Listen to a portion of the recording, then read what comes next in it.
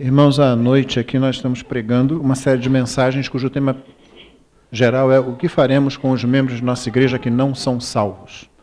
Você é visitante, talvez você se assuste um pouco com essa temática, mas sempre existiu na tradição cristã uma preocupação de que as pessoas que estão na igreja, mesmo ouvindo o evangelho autêntico, podem simplesmente se acostumar com vocabulário, rituais, músicas, comportamento inclusive, mas sem realmente serem salvas. Você pode ficar numa igreja durante muito tempo, cumprir uma série de rituais, não importando que igreja seja essa, e ainda assim não confiar em Jesus para a sua salvação. Então estamos pregando uma série de mensagens assim. Na semana passada falamos sobre o cristão e o mandato cultural. E nós vimos, inclusive, o fato de que Deus, quando criou o ser humano, já aprendemos que Deus não criou por qualquer necessidade. Deus estaria muito bem sem nós. Perfeito naquilo que nós chamamos de dança do amor. Foi C.S. Lewis, principalmente, quem defendeu, quem compôs essa ideia de que na eternidade, quando não existia absolutamente nada, exceto o próprio Deus. E se você está imaginando Deus dentro de um universo, você já errou o quadro, né? Você já colocou Deus dentro de alguma coisa, não é isso. É difícil para a gente fazer esse exercício. Existiam somente as pessoas do Pai, do Filho e do Espírito Santo, Deus trino, Deus uno, Deus único, porém trino. E é muito abençoador para nós que o nosso Deus seja trino, porque só um Deus tripessoal, um ser, três pessoas, não tente entender isso, senão você perde a sua sanidade. Mas um Deus tripessoal é um Deus que pode amar. Então sempre houve amor na Trindade. O Pai sempre amou o Filho sempre amou o Pai sempre amou o Espírito sempre amou o Pai, o Filho sempre amou o Espírito sempre amou o Filho.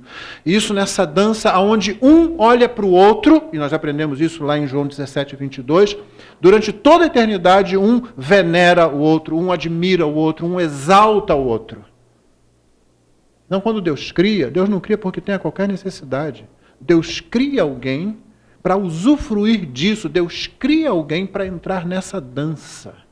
Quando nós, nas pessoas de nossos primeiros pais, Adão e Eva, demos as costas a Deus e nos rebelamos contra Ele, o Filho sai dessa dança, momentaneamente, vem à Terra, para quê? Para chamar a gente de volta para a dança. Quer dizer, venham dançar novamente. Vocês não foram feitos para isso aí. Quando nós nos afastamos de Deus, o que acontece é que a gente fica estático, a gente para. A gente quer que os outros fiquem girando ao nosso redor. Aí o Filho vem e ele gira em nosso redor, ele vem como servo. Isaías 53 diz, servo sofredor. Ele trata os homens como um servo trata. Ele se ajoelha e chega a lavar os pés dos discípulos, ele caminha muitos quilômetros para anunciar as boas novas de salvação. Finalmente ele se dá na cruz por nós. O objetivo, irmãos, é que nós sejamos salvos, e quando nós somos salvos e entramos novamente na dança com Deus, nós começamos a girar em torno dos outros, nós não queremos mais ficar parados. Você já dançou? Aqui na igreja tem um monte de gente que gosta de dançar. A gente gosta muito de dançar. Quando tem um casamento aqui, é uma oportunidade boa para a gente fazer isso. Você já viu como é que se dança? Ninguém fica aqui assim.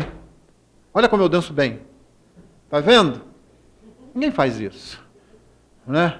Quando você dança, então, nessa dança celestial, você quer girar em torno do outro. Você quer olhar para o outro. Você quer admirar o outro. Eu não sou o centro, o outro é o centro. E, acima de tudo, Deus é o centro. Essa é a ideia. E vimos que no mandato cultural, essa dança toma expressões de criatividade. É como se Deus nos convidasse a brincar de Deus. Só que nós preferimos a conversa do diabo lá no Éden, né? Há duas formas de você brincar de Deus. A forma de Deus e a forma do diabo. A forma do diabo é quando você quer tomar o lugar dele, você quer ser o centro. A forma de Deus é quando Deus diz assim, vai, agora, toma aí, Adão, Eva, construam, progridam, inventem, criem. Isso ainda acontece. Só que, infelizmente, agora nós temos tanto a redenção agindo, mas também temos a queda agindo. Então, vimos isso na semana passada, eu não vou repetir tudo novamente. Hoje, o tema é o cristão e a moralidade. E você vai pensar assim, mas nós estamos fazendo um culto de envio missionário, o que tem isso a ver? Então, se você pensou que o que eu vou falar aqui é uma série de regras morais, você se enganou, não é esse o meu propósito nessa noite. Eu tenho visto uma coisa muito mais abrangente. Isso não quer dizer que a moralidade cristã deva ser posta de lado. Vamos reafirmar aqui que ainda é errado fazer sexo fora do casamento. Seja solteiro e principalmente se você for casado. É errado ofender as pessoas com palavras de baixo calão. Há crentes que acham que pode sair falando palavrão por aí. A Bíblia está cheia de textos dizendo que a sua língua pertence a Deus e o que sai da sua boca deve ser palavra de glória, de graça, de bênção. Vários textos do Novo Testamento falando sobre isso.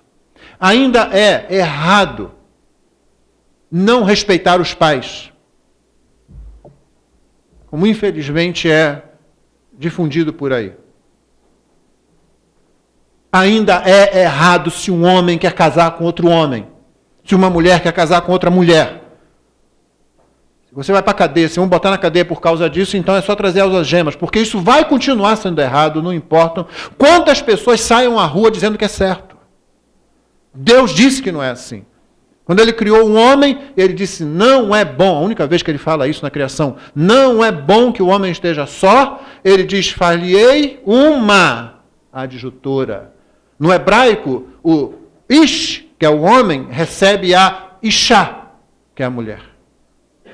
É por isso que a tradução melhor que tem ainda é aquela arcaica, que fala do varão e da varoa, porque a palavra é semelhante, a palavra é a mesma raiz, não é? Essa será chamada varoa, porque do varão foi tomada, não é? Deus não teve a ideia de fazer outro homem. E eu dou graças a Deus por isso. Né? Ainda bem que não foi nenhum desse pessoal aí que já pensou, gente. Então essas coisas prevalecem, mas eu quero ir um pouco além disso. Eu quero falar, em poucos minutos, abordar de uma outra forma, um pouco mais abrangente. Por isso eu vou a Deuteronômio, capítulo 4, a partir do versículo 5. Deuteronômio, capítulo 4, versículo 5. O livro de Deuteronômio tem uma peculiaridade. Moisés já havia caminhado com o povo 40 anos no deserto. Moisés sabia que ele mesmo não iria entrar na terra prometida. E toda aquela geração que tomava decisões, o pessoal, os homens e mulheres, principalmente homens de 21 anos para cima, que tomava decisões e que saiu do Egito, eles morreram no deserto. Só havia 3 deles que estavam vivos ali realmente. Moisés, Josué e Calebe. Josué e Calebe entrariam na terra, como de fato entraram. Moisés não entraria na terra. Então, os últimos dias, as últimas semanas de sua vida, ele para com o povo nas planícies de Moabe e repassa a lei para aquela nova geração. Isso é muito sábio de se fazer.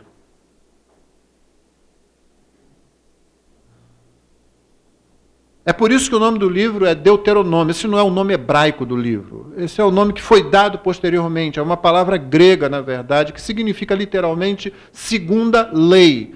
Não é essa a ideia. Não é uma segunda lei que tomou o lugar da primeira. É uma releitura da lei, sem modificá-la de fato, mas agora para os ouvidos daquela nova geração que seria responsável por entrar na terra e tomar posse da terra que Deus estava dando ao seu povo.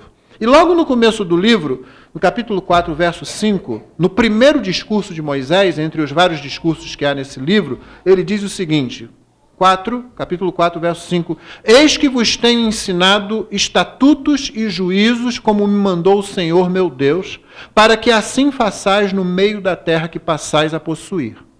Guardai-os, pois, e cumpri-os, porque isto será a vossa sabedoria e o vosso entendimento perante os olhos dos povos que, ouvindo todos estes estatutos, dirão, certamente, este grande povo é gente sábia e inteligente. Pois que grande nação há que tenha deuses tão chegados a si como o Senhor nosso Deus todas as vezes que o invocamos? E que grande nação há que tem estatutos e juízos tão justos como toda esta lei que eu hoje vos proponho?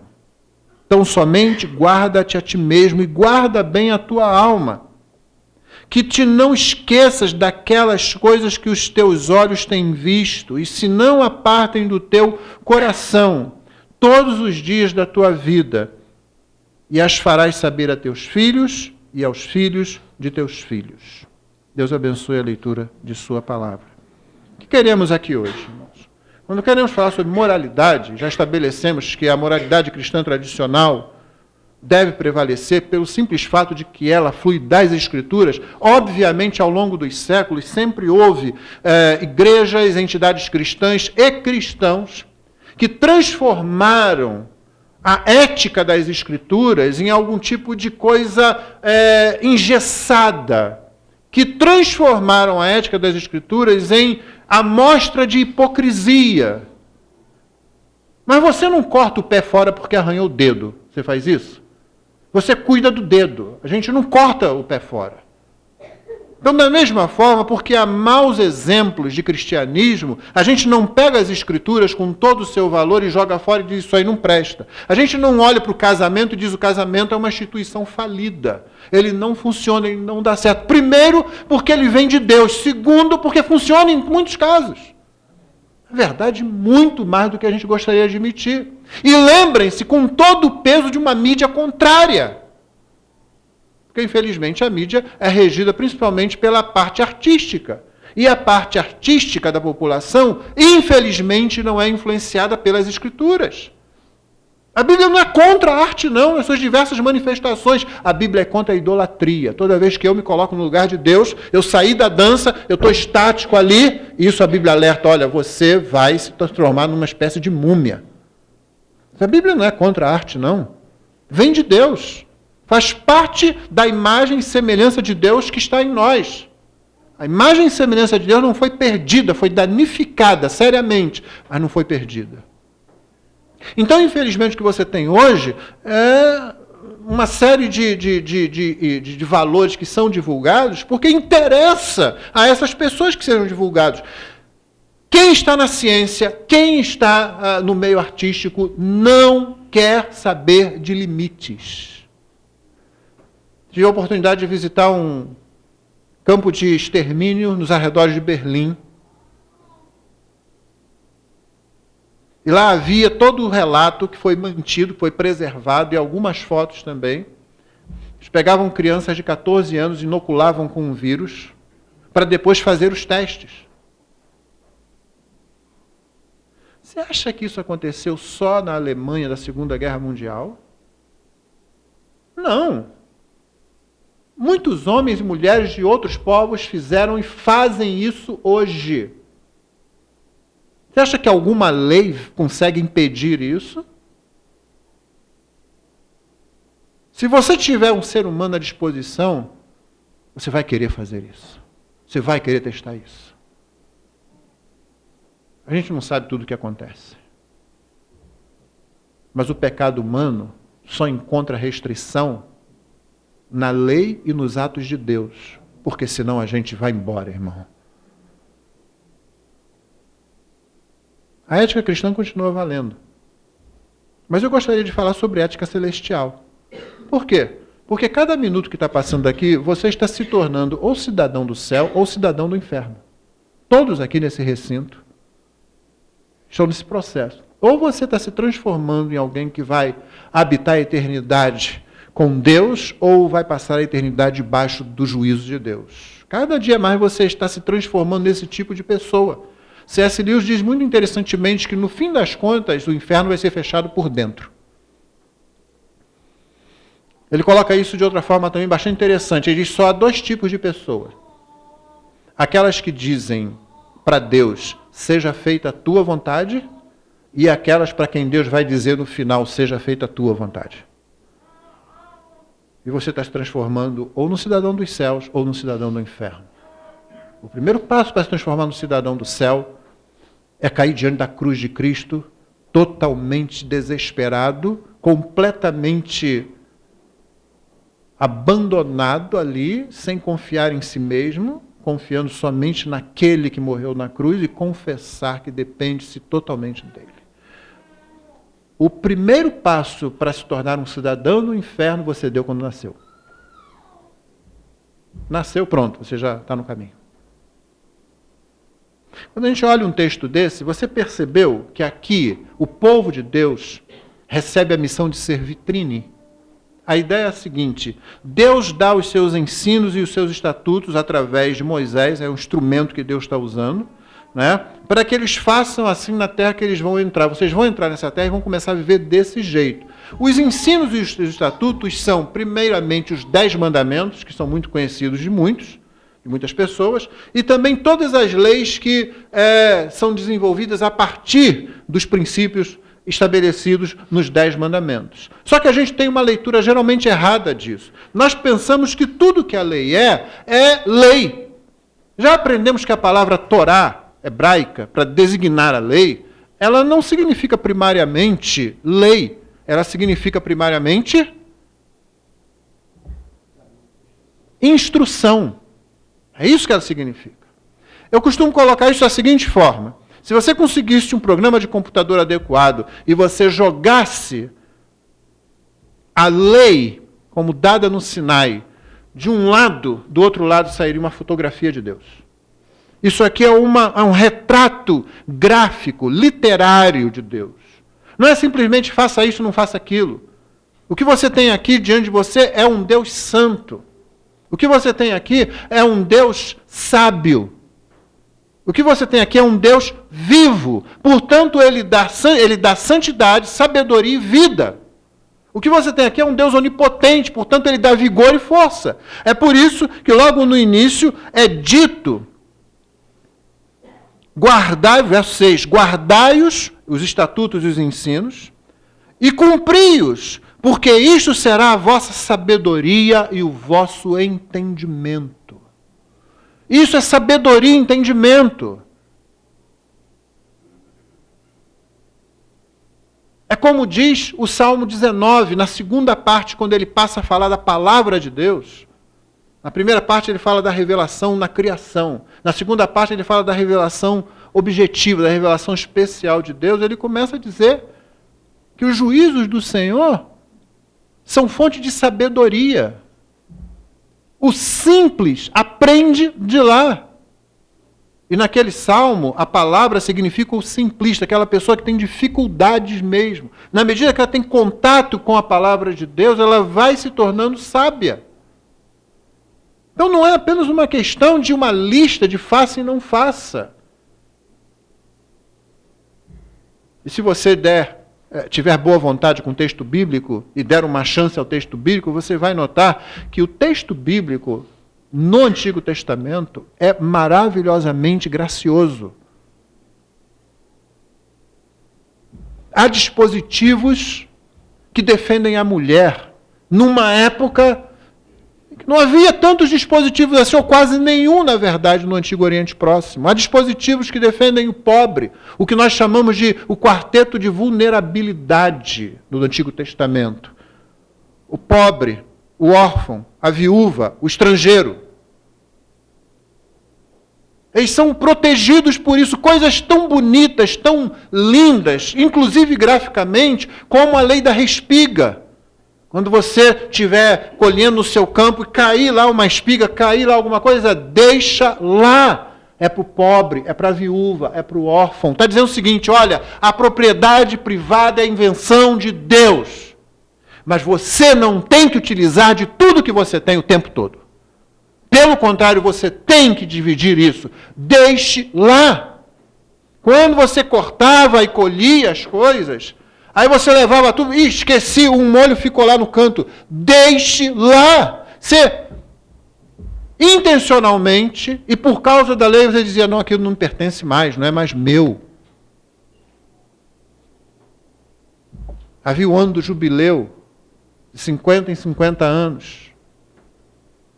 A propriedade voltava para aquela família que havia tido que se desfazer dela porque enfiar os pés pelas mãos. Tem gente que faz isso, tem gente que é muito ruim de administrar, ou porque houve uma tragédia qualquer, ou uma calamidade no clima, e aí pronto, as coisas se embolaram, você acabou se perdendo, você teve que vender aquilo e ficou sem nada, mas quando chega o ano do jubileu, aquilo retorna para a sua família. A pobreza não é perpetuada, não é deixado com os seres humanos essa decisão. E se você for vasculhando a lei, Você vai ver quantas coisas há assim. A gente só olha para a lei, para aquelas coisas que parecem muito estranhas ou esquisitas, porque algumas, inclusive, elas têm expressão cultural. Note que eu falei expressão cultural, não falei validade cultural simplesmente. Não faça uma leitura cultural da Bíblia. Toda vez que você fizer uma leitura da Bíblia, que você começar a interpretar com a seguinte frase, naquele tempo, você está errando. Toda vez que você quiser interpretar um negócio dizendo, não, é porque naquele tempo era assim, mas agora não é. A gente não pode pegar, não. O princípio continua válido, a forma de se expressar é que adquire as cores da cultura, do povo, do momento onde o princípio bíblico é aplicado. É a palavra de Deus, é por isso que ela é viva, é eficaz, penetrante, como diz Hebreus. É por isso que a Bíblia é traduzida. Os muçulmanos não admitem a tradução do Corão. Eles dizem que a tradução é uma corrupção. Porque é fraco. Porque não é palavra de Deus. A palavra de Deus pode ser traduzida para qualquer idioma como ela de fato é, e Deus preserva a sua palavra. Com todas as dificuldades, com toda a imperfeição nossa, Deus, na perfeição dele, preserva a palavra dele. De modo que ela salva. Então, essa é a sabedoria, esse é o entendimento. Mas o povo de Israel, se vivenciasse isso, se tornaria vitrine. Verso 6 continua dizendo, isto será a vossa sabedoria e o vosso entendimento perante os olhos dos povos que, ouvindo todos estes estatutos, dirão, certamente este grande povo é gente sábia e inteligente. O verso 7 já é um comentário de Moisés. Por que grande nação há que tenha deuses tão chegados a si, como o Senhor nosso Deus, todas as vezes que o invocamos? Então o quadro é o seguinte, os estatutos e os juízos são a expressão do caráter de Deus. Quando você vê na lei, por exemplo, aquela matança de animais, nós chamamos de sacrifício cruento, né? Você pega lá o cordeirinho, traz o cordeirinho, tem que ser o cordeiro sem mancha, sem defeito, não é assim? Então você tem que trazer ele, você traz ele bonitinho, mata. Uma das minhas filhas, quando era pequena, perguntou, pai, mas por que... Eu dei a explicação óbvia, a explicação lógica, nem sempre tão óbvia assim parece, não é? Isso é para mostrar o quanto o pecado é maligno. Alguém tem que morrer. Alguém tem que morrer. Então, quando você olha e fica assim, mas gente, matava bicho, nossa, o templo deveria ser um troço horrível. A área externa do templo, onde os sacrifícios eram trazidos e o povão era atendido ali, o que você acha como era aquilo? Você vê aquelas figuras nos livros, entra na internet, lá o templo, aí tem lá, né? Irmão, é bicho morrendo, é bicho sendo morto, é sangue sendo jogado. Por isso, o próprio sistema tinha, o próprio templo, o próprio ritual do culto, já tinha um sistema de limpeza. Existia lá um mar, uma bacia bem grande, cheia de água. Ela não estava ali para enfeitar, não. Ela estava ali para ser usada. Você tinha que constantemente lavar e limpar. Mas cada vez que um animal é morto, cada vez que tripas são colocadas para fora, que tem que se tratar aquilo, que tem que se limpar, que tem que separar isso daquilo, a figura é ruim para você? Porque é para ser mesmo. Não é para ser agradável, não. O pecado gera a morte. E para que eu não morra, alguém tem que morrer. O livro de Hebreus vem e ajuda a gente a entender bem o negócio todo. Aqueles sacrifícios no tabernáculo e depois no templo, eles eram apenas figura. Não eram aqueles sacrifícios que tiravam o pecado. Nenhum sangue de boi, de touro, de ovelha, de cabra, de pombo, nenhum sangue derramado tirava ou é capaz de tirar o pecado humano. Nenhum desses sacrifícios era capaz de pagar, de saldar a dívida com Deus. Todos eles funcionavam como tipo, como sombra, apontando para o único sacrifício. É por isso que quando Cristo morre na cruz, a narrativa dos evangelhos diz que o véu do templo se rasgou de alto a baixo. Cristo expirou na cruz, o véu se rasgou de alto a baixo. O véu do templo não é um véu de noiva. O véu de noiva é aquele troço fininho, né? Você nunca vê uma noiva, pelo menos no Brasil, entrando e tropeçando nas coisas porque não está enxergando. Não, ela tem um véu, dá para ela enxergar. O véu do templo era uma cortina tão grossa que você não conseguiria separar ela com as suas mãos. E alguns dizem que nem utilizando alguns animais e botando para puxar, você conseguiria separar. Só que quando Jesus morreu, ela é rasgada de alto a baixo. Cristo substitui tudo que o templo representa. Cristo substitui todos os sacrifícios feitos ali, que só eram figura, que só eram imagem, que só eram tipo. O sacrifício de Cristo na cruz morrendo por nós é que perdoa pecados. Por isso que quando Jesus apareceu no início do ministério, perto de João Batista, uma vez, João apontou para ele e disse: eis o Cordeiro de Deus que tira o pecado do mundo. Todo judeu que estava ali entendeu isso. Talvez a gente tenha dificuldade de entender, mas o judeu sabia do que João estava falando. Um cordeiro sacrificado. E se é o cordeiro de Deus, bom, a gente quando pega um cordeiro, quando pega um animal sem mácula, sem defeito, sem mancha. João está dizendo que esse cara aí não tem defeito nenhum, não tem mancha nenhuma. E eles podiam demorar um tempo para entender isso, mas era exatamente isso. Aquele Filho de Deus, imaculado, puro, santo, sem pecado, morre pelo pecador, para que o pecador seja salvo. Então, quando Israel vive essa legislação toda aqui, inclusive essa parte cruenta, essa parte feia, né? Mas também vem os estatutos, vem a sabedoria, vem o entendimento das instruções, dos estatutos, dos juízos de Deus estabelecidos na lei, as outras nações olhariam e viriam aquilo e diriam: esse povo é diferente, esse povo é gente sábia, essa nação grande é inteligente. Infelizmente, Israel nunca viveu um período realmente muito longo vivenciando tudo isso aqui. Mas esse era o quadro a ser apresentado, essa era a missão de Israel, ser vitrine. Não há no Antigo Testamento nenhuma ordem como há no Novo Testamento, e de fazer discípulos de todas as nações. Isso não existe no Antigo Testamento. Isso não significa que ficou sem testemunho. Era o povo vivendo na presença de Deus, na face de Deus, diante da face de Deus. As pessoas olhariam como veio a rainha de Sabá de longe para olhar, para ver.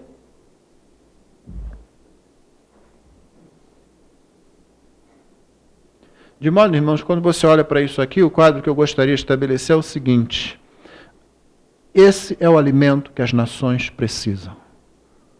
A vitrine não é de uma loja de roupas, a vitrine é de uma loja de alimentos, é de um restaurante. Os pecadores estão famintos do verdadeiro alimento. O povo de Deus apresenta o verdadeiro alimento. Com a sua palavra, com a sua mensagem e com a sua vida. E as nações veem aquilo e dizem: ali há boa comida. E esse alimento é tão diversificado que ele preenche as ansiedades que não podem ser supridas pelo abafamento da moral e da ética cristãs. No momento em que a nossa sociedade começa a abandonar e parece que é mais livre, ela na verdade está apenas se afundando em si mesma. Você lembra da mensagem de Jonas sobre a fuga, a primeira mensagem? Lembra dos 3 pontos? A primeira mensagem, de manhã nós estamos aqui com uma série de mensagens em Jonas. São 8 mensagens. A primeira foi fugindo. Todas elas são gerúndio, tá? Fugindo, voltando, descendo, subindo, indo, pregando, saindo e olhando. A primeira foi fugindo. Nós fizemos 3 colocações. De que você foge? Invariavelmente, não importa como isso se expresse, você sempre foge de Deus. Segundo, por que você foge? Porque você odeia a ideia de não ser Deus. De não estar ali no controle da situação. Você vai falar aqui assim: que é isso, pastor? Eu nunca pensei em ser Deus, não. Até que você vá ao médico e diga: teu filho está com câncer. Aí você diz assim: não pode. Como? Se eu fosse Deus, eu faria diferente, eu curaria agora. Aí você ora e Deus não cura. É o momento que você quer ser Deus. Até a gente se curvar e dizer: Senhor, seja feita a tua vontade. Essa é a nossa história. Então, quando nós nos afastamos da da ética das Escrituras, expressas em todos esses mandamentos, nós estamos fugindo de Deus. E qual era o terceiro ponto? Para onde você foge? Para dentro de você mesmo. Sempre a fuga é para dentro de você mesmo.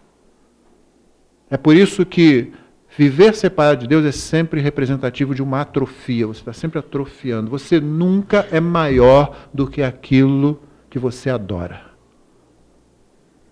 Se você adora qualquer projeção que nós, seres humanos, inventamos, uma imagem qualquer, um ídolo qualquer, uma ideia qualquer, você pode ser um ateu. Não crê em nada, não. Você crê na sua racionalidade, que ela é o padrão para tudo. Você é capaz de analisar tudo. Dê o tempo devido, aí já começa por aí, você não tem o tempo que você precisa. Não é?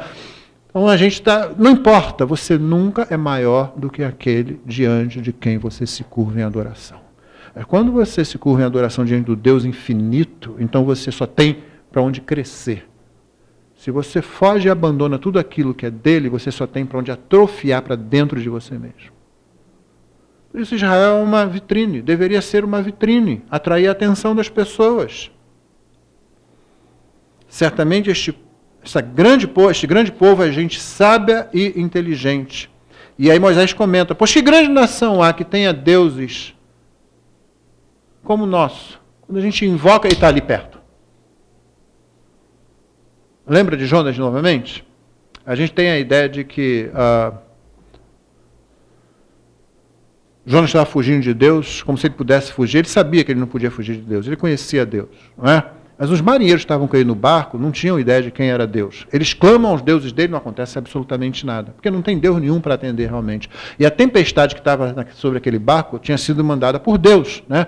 Então Jonas finalmente fala para eles, o problema é comigo e tal. Eu não vou entrar nos méritos que a gente está entrando aqui toda manhã, não é? Agora, mas ele fala, vocês me lancem para fora do barco que vai ficar tudo bem. E aí os marinheiros ainda insistem, né, e tal, ainda pedem perdão a Deus por antecipação. Senhor, esse homem, nós não temos nada contra ele, nem ele contra nós, mas é ele mesmo, que é o teu profeta, que está dizendo que esse é o jeito de resolver o problema. Então o Senhor não coloca o sangue dele sobre nós, né, e tal. Já tentamos de tudo, não dá, e está piorando a tempestade. Finalmente pegam Jonas e jogam Jonas, e quando Jonas cai na água, o que acontece? Acaba. E o que acontece com os marinheiros? Ficam apavorados. Você ficaria apavorado. Você não ficaria aliviado, não.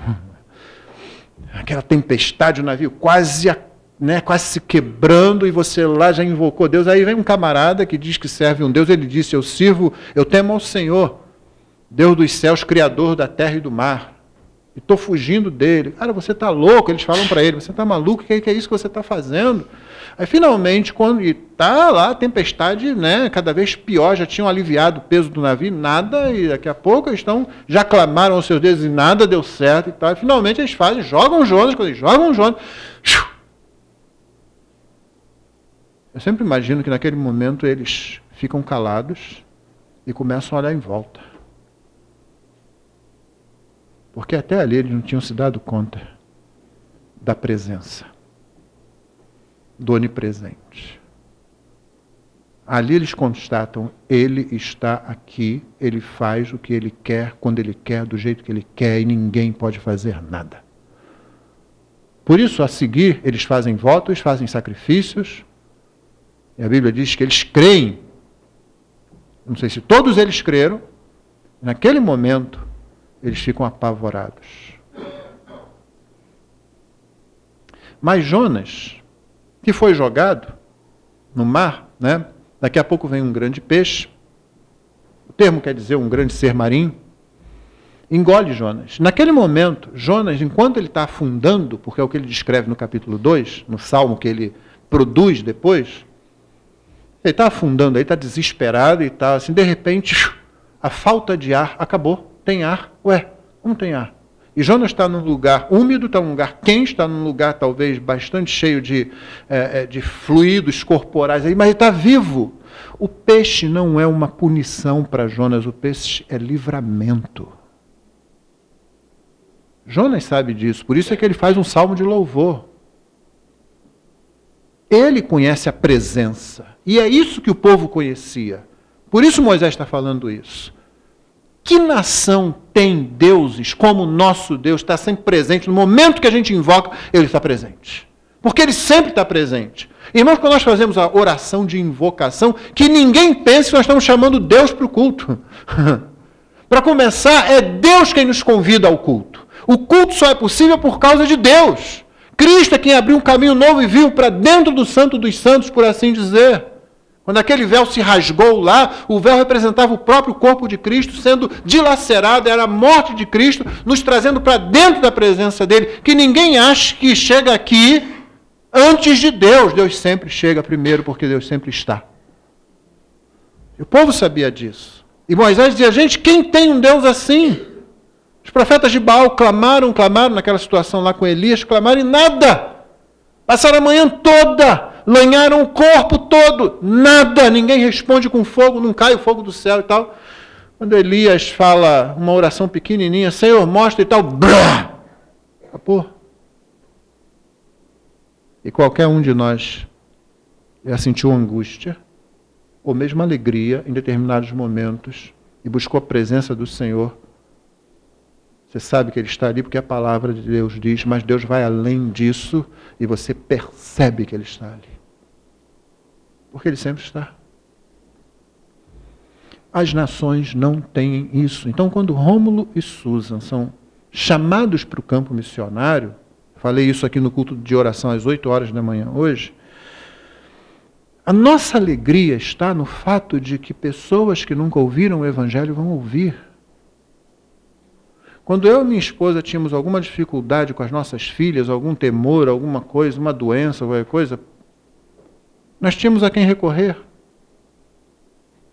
Quando alguma alegria acontecia, quando coisas boas aconteciam, nós sabíamos de onde vinha e podíamos exultar em louvor e adoração. Os povos vivem, no entanto, sem esperança. Não há esperança. Quando a morte vem, ela é simplesmente uma incógnita. O crente já pergunta como Paulo, onde está, ó morte, a tua vitória? A morte é um inimigo. É assim que a Bíblia descreve lá em 1 Coríntios 15. Ela é um inimigo, só que ela é um inimigo domesticado. A morte não pode levar você para onde ela bem entende. A morte só pode pegar você e entregar a Cristo meio segundo depois. Mais nada. Agora, e quem não tem isso? Paulo escreve aos Tessalonicenses dizendo assim, olha, eu quero que vocês entendam a ressurreição, porque para que vocês não fiquem como os demais sem esperança no mundo. Então a morte é um inimigo, a morte não virou amiga não, só que ela é um inimigo domesticado, ela tem que fazer exatamente aquilo que Cristo quer. Quando um crente morre, Cristo disse, é meu, você traz para mim aqui. No microsegundo depois da morte, você está na presença de Cristo. As nações não têm isso, os povos não têm isso.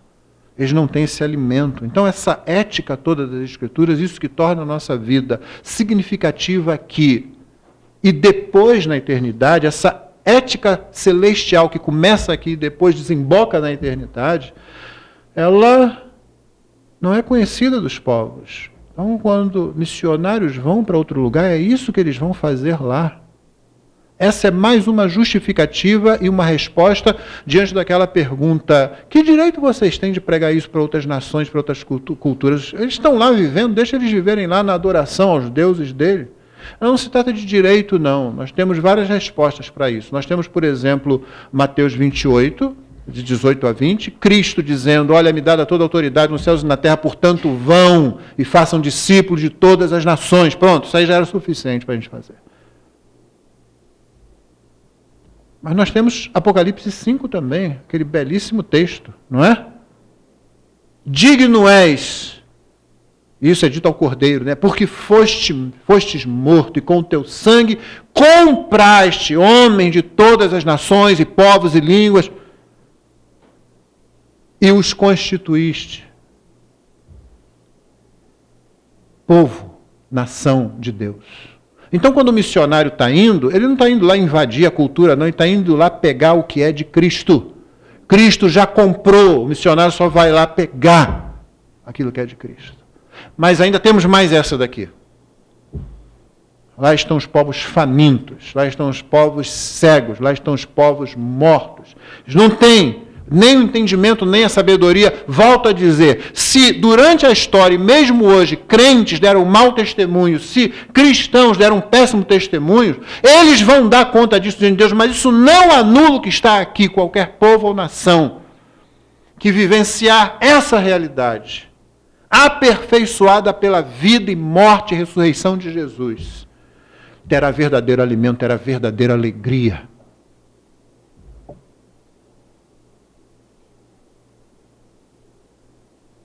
Por isso nós pregamos o Evangelho também. Essa é a ética que a gente quer espalhar.